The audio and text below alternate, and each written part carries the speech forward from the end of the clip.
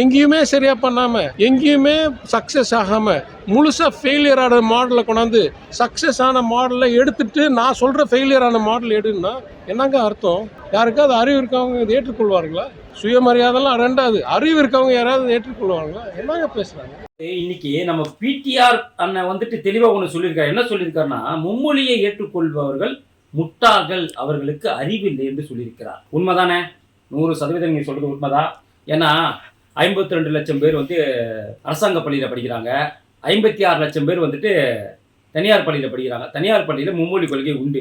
அப்ப 56 லட்சம் பேர் வந்து முட்டாள்கள், 52 லட்சம் பேர் வந்துட்டு பணம் இல்லாத அறிவு அதிகமாக உள்ளவர்கள் என்று நீங்கள் உங்கள் கூற்றுப்படி வைத்துக் கொள்ளலாம்.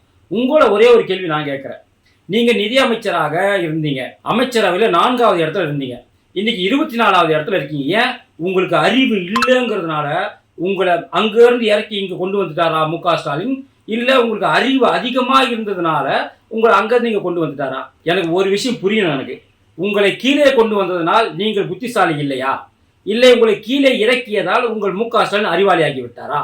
இதற்கு மட்டும் ஒரு விளக்கம் சொல்லுங்க. ஏன்னா நீங்க என்ன தவறு செஞ்சீங்க? உங்களை எதுக்கு நிதி அமைச்சர் பதவியிலிருந்து தூக்கி ஏதோ ஒரு 24வது அமைச்சர் பதவி ஏன் கொடுக்கணும்?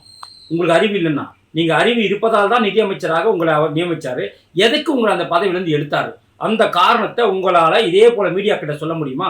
இந்த மும்மொழி கொள்கையை பத்தி இன்னைக்கு விலாவரியா பேசுனீங்கல்ல, அதே போல உங்களுடைய அமைச்சர் பதவி ஏன் பறிக்கப்பட்டதுன்னு சொல்லலாமே.